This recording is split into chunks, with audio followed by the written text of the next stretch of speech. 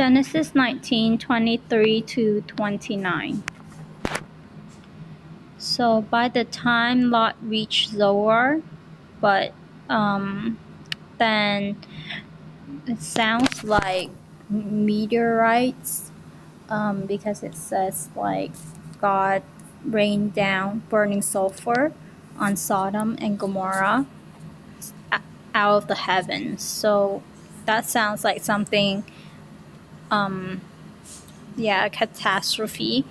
And then so God overthrew those cities and the entire plain, and also the vegetation in the land. But Lot's wife looked back. So I guess they weren't quite there yet. They were barely there. But Lot's wife looked back and she became a pillar of salt. It's interesting that the Bible have references to people like becoming pillar of salt, because in Asian like mythology or legends, they have people becoming rocks and like pillars and stuff like that. So it's interesting that I hear those kind of parallel. And then and so early the next morning,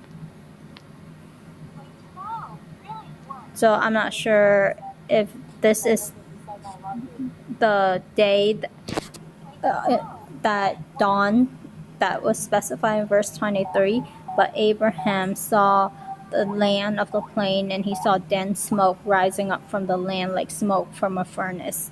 So a lot of smoke. So when God destroyed the cities, he remembered Abraham. So it seems like because of Abraham that he brought Lot out of the catastrophe. So it's interesting that the Bible noted that. So I think the prayer, like similar to what the Bible said about the prayer of a righteous man availeth much. So our prayers and our intercession, I guess, like our petitions to God, God hears them. And so we need to live a life that is honoring to him and interceding for other people. And so God is a God who hears, and in our conversation with him, it's kind of like helping out family members.